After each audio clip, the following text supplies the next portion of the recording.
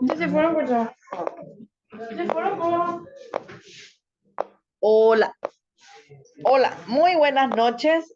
Vamos a estar en este momento, vamos a estar dando nuestra clase de contabilidad y gestión. Vamos a orar antes de iniciar la clase que vamos a estar compartiendo el día de hoy. Padre Santo que estás en el cielo, en el nombre de Jesús, Señor, te damos tantas gracias, Padre. Gracias, Señor, porque tu misericordia es nueva para nuestra vida cada mañana. Bendecimos este momento y bendecimos todo lo que vamos a estar hablando el día de hoy. En el nombre de Jesús, amén y amén. Muy bien, vamos a estar dando un repaso, un breve repaso de lo que es la fuente de información que estuvimos dando en la lección 3, estructura y personas que intervienen en la fuente de información, ¿sí? Para entrar en este tema, vamos a estar viendo que la forma en que las empresas implementan sus actividades realmente depende en gran medida del contexto donde se desarrollan, ¿cierto? De las condiciones a las que se enfrentan y las herramientas que tienen a su disposición. Entonces, la forma o la implementación de sus actividades de cualquier empresa depende en el contexto donde se desarrolla esta empresa, en lo que realmente tiene y no tiene, y en las condiciones a las que se enfrentan, ¿verdad? Para entrar en lo que es la fuente de información, vamos a estar viendo lo que es el sistema de información. Y el sistema de información es un conjunto de componentes interrelacionados que recolectan, en primer lugar, recuperan, procesan, almacenan y distribuyen ¿qué cosa? La información. Todo esto que nosotros estamos haciendo siempre es para apoyar los procesos de toma de decisión, para una mejor toma de decisión y control de la organización. Tenemos que tener en cuenta que el sistema de información tiene una entrada porque toda información entra por algún lado, ya sea interna o externamente. Tiene un proceso en el cual uno estudia esa información y una salida en donde realmente ya sale la comunicación oficial. Muy bien, y vamos a adentrarnos a lo que es el tema de hoy, que es la fuente de información. La fuente, cuando hablamos de fuente de información, es de dónde nosotros sacamos esa información.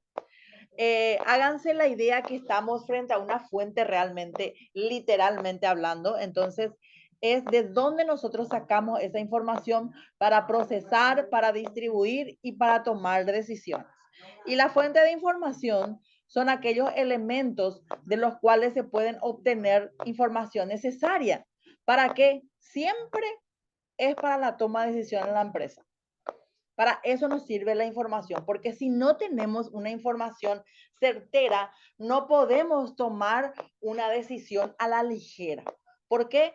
Porque realmente la vida de nuestra empresa está en manos de esa decisión.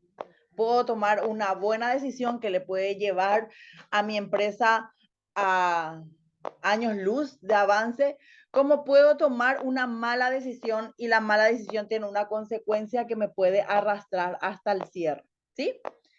Muy bien, dice, en cada nivel de empresa se suele requerir diferentes tipos de información, ¿cierto? Y hay diferentes niveles de información. Tenemos información del nivel superior. ¿Quiénes son esos? Conformados por los directivos, por los gerentes. Se podría requerir información necesaria para el diseño de estrategia.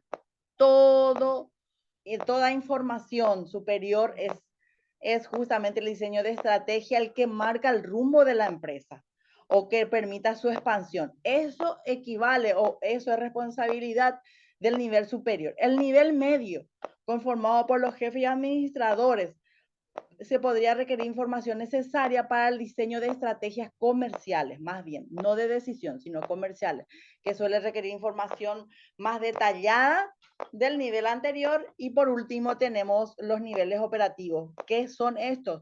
Son justamente conformados por los operarios y los vendedores, los que realmente están gestando esa información que después van a pasar al siguiente nivel para armar un informe y al otro nivel superior en donde realmente se va a tomar decisiones o se van a marcar las estrategias que van a decidir el rumbo de la empresa.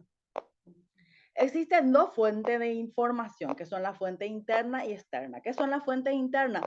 Bueno, como su nombre lo dice, la fuente interna se encuentran dentro de la empresa. La fuente interna de información están constituida por los documentos internos, que son la memoria o registro de las informaciones cotidianas de la empresa. O sea, entonces la fuente interna son lo que la misma empresa da. Y vamos a estar viendo los tipos de informes y vamos a estar viendo que son las de fuentes internas y que son de fuentes externas. Y aquí justamente tenemos entonces fuente interna y externa. Las fuentes internas son las que se producen internamente y las externas son las que se encuentran fuera de la empresa.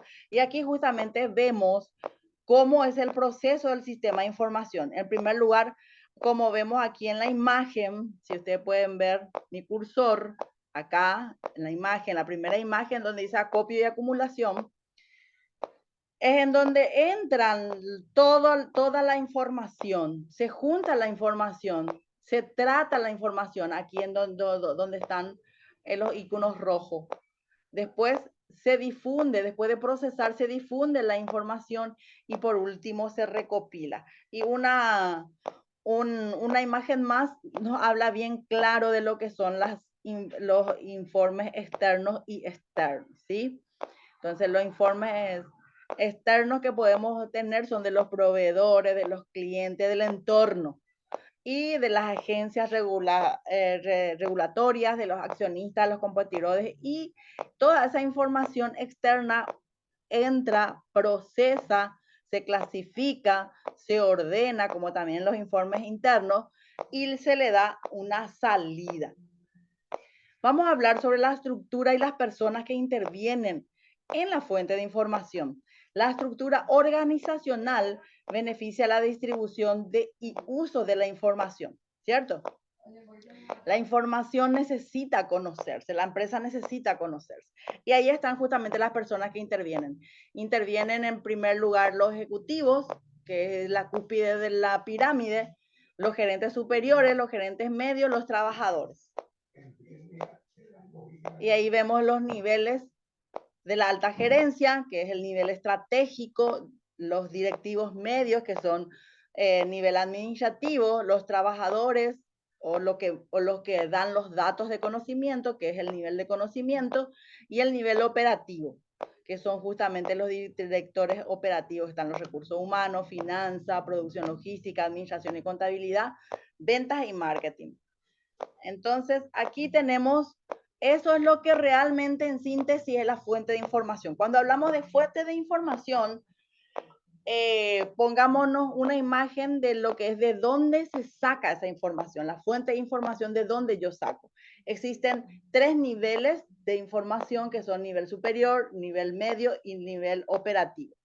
Y existen 2 tipos de fuente de información externa e interna. La interna es la que genera la propia empresa internamente y la externa son los informes que nosotros recaudamos externamente. Y uno de esos que vamos a ir viendo, son varios, y vamos a ir viendo en el transcurso de hoy, las notas administrativas internas y externas. Por ejemplo, el memorándum es una nota administrativa interna, ¿sí? Es una fuente de información interna. Pero, ¿qué es el memorándum? Ya habíamos escuchado seguramente en varias ocasiones el famoso memo, como se le conoce. Ahora vamos a ver qué es y para qué sirve. Un memorando es un mensaje escrito que se usa para comunicar algo de manera interna en una empresa. Se trata de un anuncio breve que sirve para recordar una actividad o un tema específico a los empleados. Normalmente está dirigido a muchas personas y representa intereses personales de la compañía. A menudo la gente suele referirse a él como memo, es decir, como una forma abreviada. El objetivo del memorándum es transmitir información de la manera más rápida y efectiva posible. Eso es lo que es el memorándum. ¿Cuál es el beneficio? Bueno, en primer lugar, asegura que la comunicación interna sea eficiente. porque cuando hay una reunión y nosotros queremos expandir una información a todos los empleados, hacemos un memorándum para que sea algo oficial. Mantiene al tanto a las personas sobre las novedades de la empresa, eso es uno de los beneficios, y agiliza las peticiones o solicitudes. ¿Cuáles son las partes del memorándum? Y ahí vemos la imagen. En primer lugar está la fecha de emisión, el destinatario, o sea, para quién, el tema a tratar, el mensaje y al final tenemos una firma o un sello que valida el memorándum que estamos haciendo. Y aquí vemos justamente un memorándum, tiene el logo, identifica para quién es, de quién es el asunto, la fecha, el contenido y finalmente tenemos una firma. Por ejemplo, aquí tenemos un memorándum enviado de recursos humanos, el memorándum para todos los empleados, ¿de quién? De recursos humanos, el asunto o el tema a tratar es aniversario de la empresa, la fecha es 10 de febrero del 2020. ¿Cuál es el propósito? Bueno, el propósito es justamente que les informa que este año nuestra empresa cumple su 5º aniversario y queremos celebrar con todos ustedes este triunfo. Y la acción solicitada también tiene que estar en el cuerpo. Dice, las actividades laborales se suspenderán a las 16 para dar inicio a las fiestas de celebración. Les esperamos.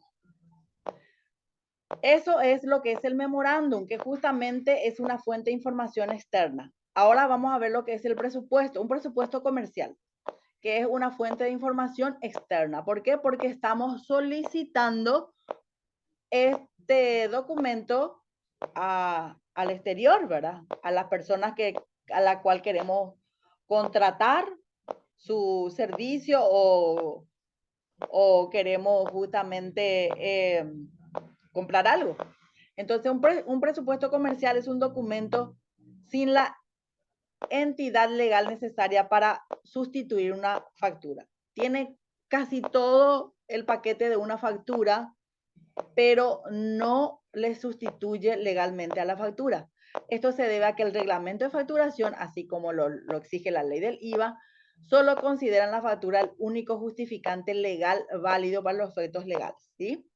Entonces, ¿qué es el presupuesto? Es una oferta que un autónomo o empresa hace a un cliente por un servicio donde se detalla los términos e importe. Entonces determinan los oficios, es común el uso como ser los instaladores, reparadores, pintores, te pasan un presupuesto comercial con el logo de la empresa, en qué se va a basar el servicio, la cantidad de horas que va a implementar y también el precio.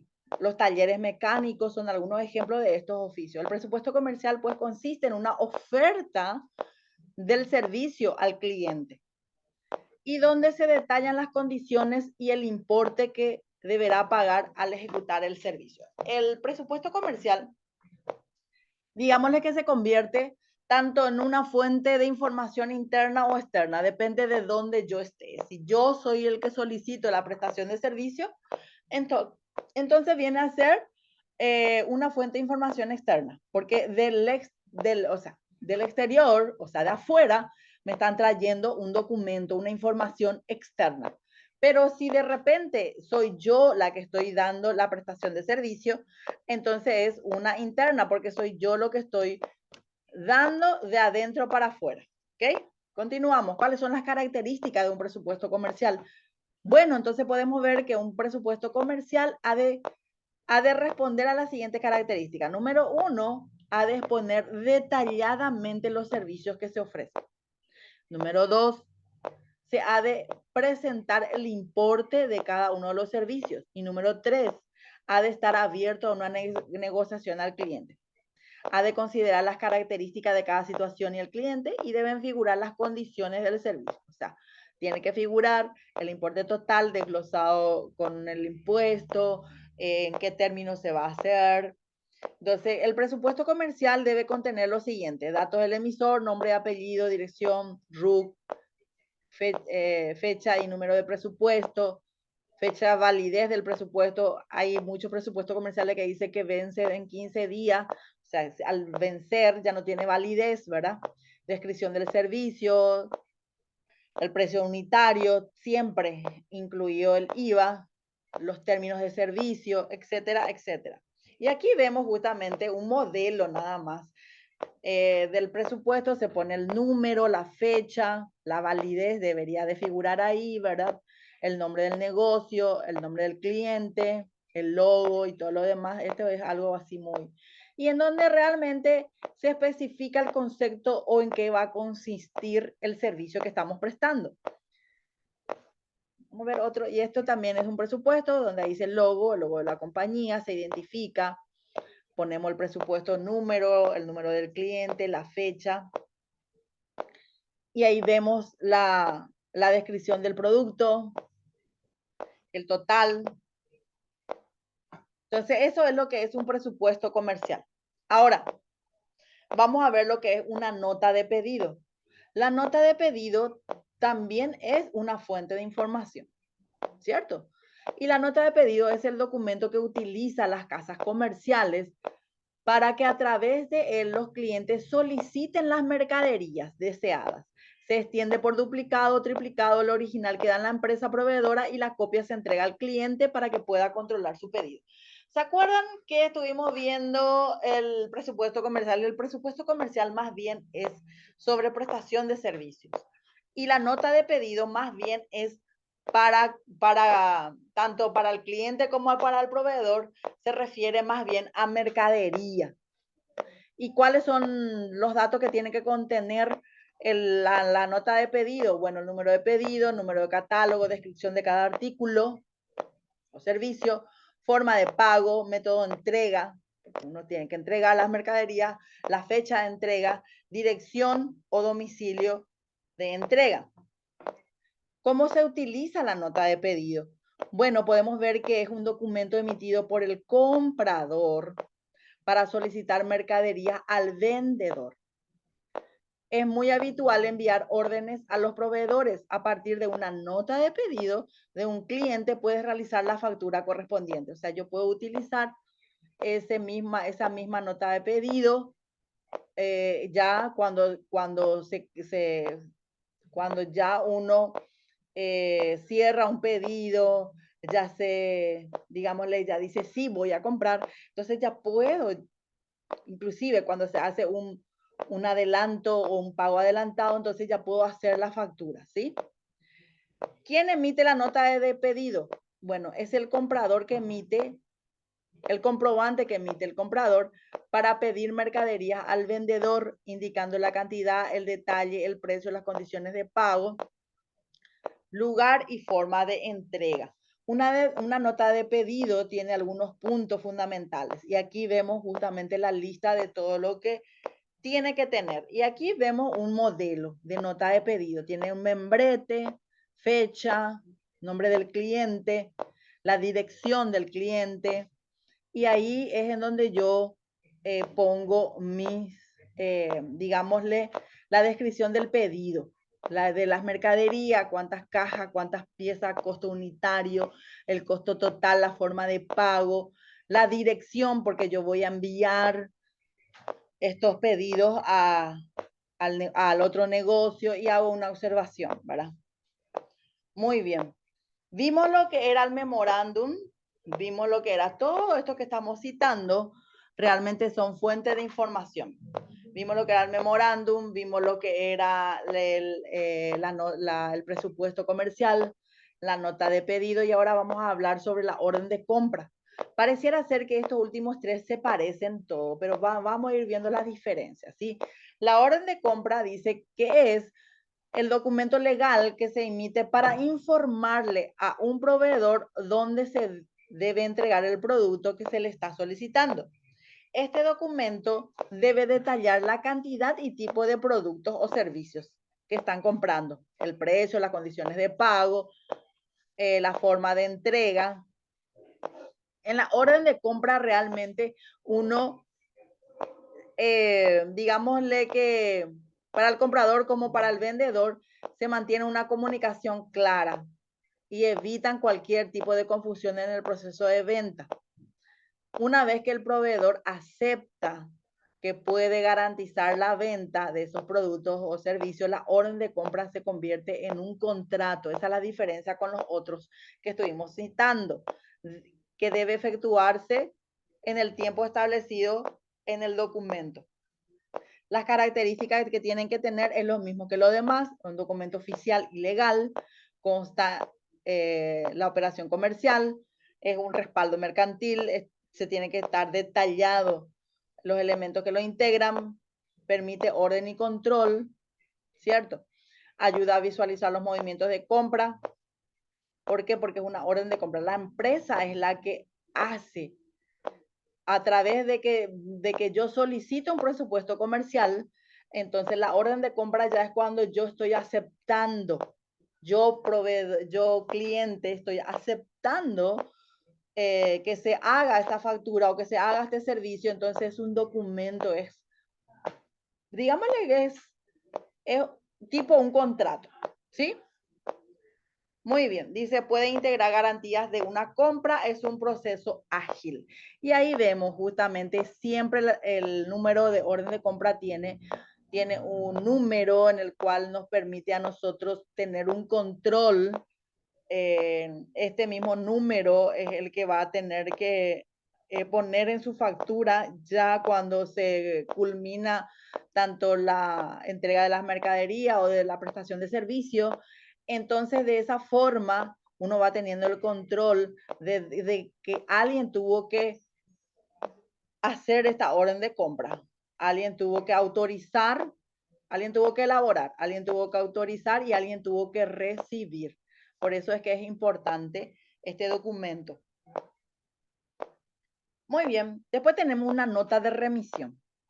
Todos estos que estamos citando son un poquito parecidos en todo, pero con la diferencia que la nota de remisión es un tipo de documento que se utiliza cuando existe una relación de compra entre dos partes. O sea que la nota de remisión es muy similar a la orden de compra o a la nota de pedido, pero con la diferencia que con esta nota de remisión una persona puede trasladar de un depósito a otro depósito o de un depósito a otra entidad comercial. No puede transitar una mercadería sin un documento. Ok, el documento legal debería de ser la factura, pero cuando todavía no existe la entrega de la mercadería, la factura, algunas veces, no todas las veces, salen ya la factura. Entonces, antes de salir la factura y para que esta mercadería tenga libre circulación por el territorio nacional, tiene que tener una nota de remisión. Para eso es la nota de remisión. Esta de hecho, solo tiene validez cuando la recibe la mercadería, verá, y firma con conformidad. Pero igualmente, el libre tránsito de la mercadería se debe a que tiene que tener sí o sí una nota de remisión.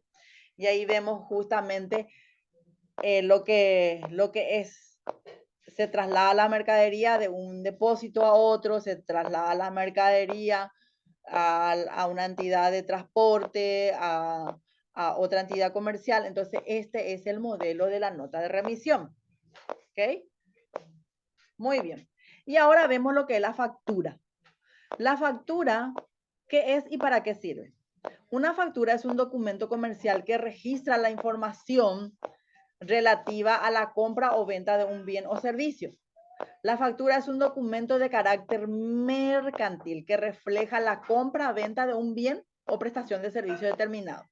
La información de la factura debe responder a uno, qué, quién, cómo, cuándo, dónde y por qué de una actividad comercial entre un cliente y una empresa.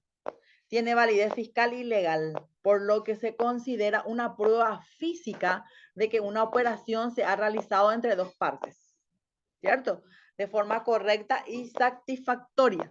La factura también sirve para demostrar que la operación ha sido válida y que se han pagado los impuestos correspondientes. La factura legal, ¿qué debe tener una factura legal? Dijimos que la factura legal es el documento que prueba que realmente se hizo una transacción comercial, tanto de venta o de prestación de servicio, o de que yo hice o recibí. Ahora, ¿cuál es qué es lo que debe contener una factura legal? En primer lugar, tiene que tener la denominación social o la razón social del contribuyente, el RUC. Su vigencia se basa en el timbrado. El timbrado dice la vigencia de cuándo y hasta cuándo tiene validez esa factura. Los números de factura, la fecha de emisión, la condición de venta, si es contado o crédito, número de RUC, nombre, razón social, dirección, etcétera, etcétera. Ahora, ¿qué es el timbrado? Seguro que te preguntarás. Bueno, y el timbrado es una clave numérica. ¿Que quién da esto? La administración tributaria. Entonces, ¿quién solicita? Solicita, en primer lugar, solicita el contribuyente, pero le solicita a través de la imprenta. La imprenta es que finalmente solicita y se le da, ¿cierto? Entonces, esta clave será entregada a través de la imprenta. La imprenta es la que gestiona. Y los comprobantes que se llevan consignada esta clave podrán ser utilizados por un plazo determinado. Entonces tiene validez. Y aquí podemos ver justamente la figura de lo que es una factura legal. Dijimos que tiene que tener la razón social, aquí Casa Fernández SRL, tiene que tener el timbrado que vemos allá en la punta, ahí en el cursor, si pueden ver el timbrado, la validez. O sea que si me traen en octubre 2007, ya no tiene validez, porque su validez hace hasta septiembre de 2007. El RUC, el número de la factura, la fecha de emisión, la condición, que puede ser contado o crédito, la razón social, o sea, a quién yo le estoy facturando, la descripción, qué es lo que estoy facturando, si estoy vendiendo mercadería, si estoy prestando servicio, entonces esto se hace acá, una descripción unitario y aquí está el valor de la venta que puede ser exenta, grabada al 5 o al 10%. Eso es lo que estuvimos viendo, lo que es realmente una factura. Ahora vamos a ver lo que es un recibo de dinero. Y el recibo de dinero es el documento que acredita el pago a una determinada cantidad de dinero. Es un documento que certifica el pago por un servicio o producto. El recibo lo emite el acreedor a la persona que generó la factura. Por ejemplo, si yo tengo una factura crédito y yo tengo que pagar y lo pago en cuotas, entonces aquí vemos. ¿Sí? Entonces aquí estamos viendo que tiene que tener numeración, la fecha, el monto, la persona por la cual recibimos, el nombre y apellido de la persona a la cual recibimos, la cantidad y el concepto. Aquí dice que estoy pagando una factura, la cuota 4 de 10 por la compra de una notebook. Y por supuesto, la firma. El cheque, ¿qué es el cheque? Bueno, el cheque es una forma de pago, ¿cierto? Es un documento en el cual una persona o entidad otorga el derecho de cobro de una cierta cantidad, de una persona a otra, ¿verdad? Y tenemos varios tipos de cheque. El cheque cruzado, que es el cheque que se cruza, tiene dos barras ahí paralelas en la cara, en la cara, en la cara, en la cara interior del mismo. El cheque cruzado es un cheque nominativo y solo puede ser abonado en cuenta. No se puede cobrar en efectivo. ¿Por qué? Porque cuando tiene cruzado, la barra cruzado, solamente significa eso que puede ser depositado. Entonces ahí podemos ver que el modelo de un cheque cruzado tiene que tener la barra. Si yo llevo este cheque y quiero cobrar, no me va a cobrar el banco. Es solamente para depositar. Después tenemos el cheque nominativo. ¿Qué es el cheque nominativo? El que dice tu nombre. Entonces, esa persona o esa empresa tiene que ir a cobrar ese cheque. Significa cheque nominativo. Entonces, si de repente una persona no puede ir a cobrar, entonces tengo que endosar, quiere decir que tengo que firmar atrás, poner mi número de cédula, mi firma, y la persona que se va a cobrar el cheque pone su firma y su número de cédula también al cobrar ese cheque. Y ahí podemos ver está a nombre de una persona o una entidad. Después tenemos el cheque al portador. El cheque al portador es el más común, digámosles, porque está en blanco, o sea que no dice nada al portador. Y también tiene un poquito de riesgo, porque si a alguien se le extravía un cheque al portador, cualquier persona puede acercarse al banco y cambiar ese cheque. Entonces ahí podemos ver un ejemplo de un cheque al portador. Después tenemos cheque viajero, tenemos cheque de gerencia, etcétera.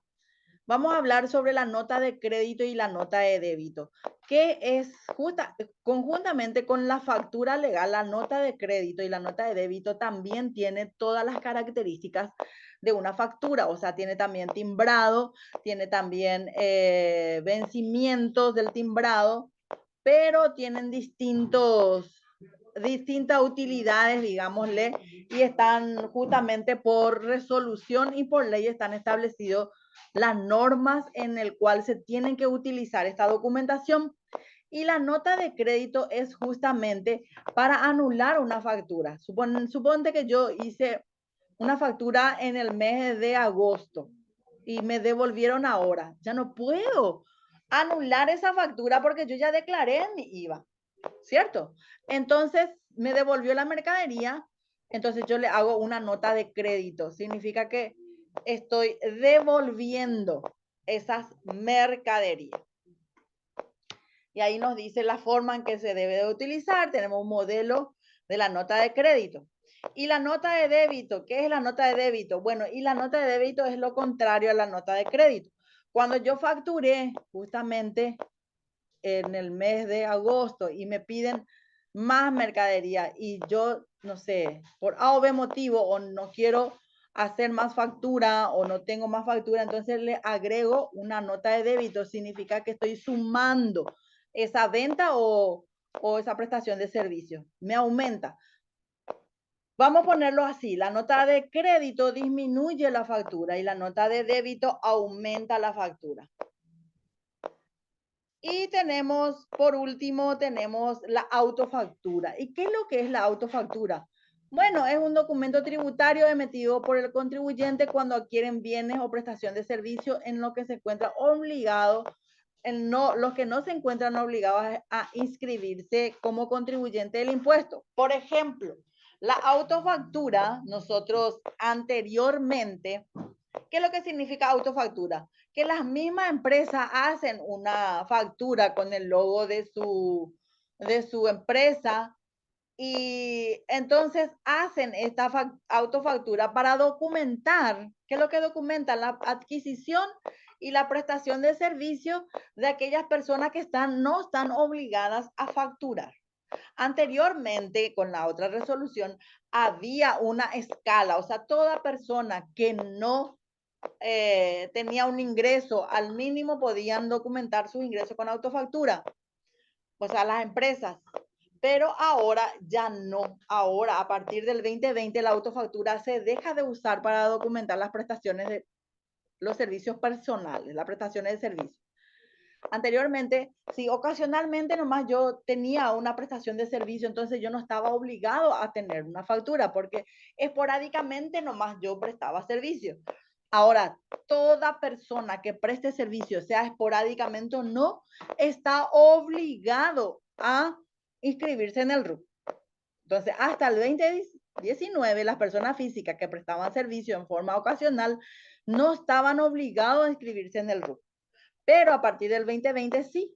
Si sus ingresos anuales no superaban a 12 salarios mínimos, el cual se podía documentar con la autofactura y era deducible para renta.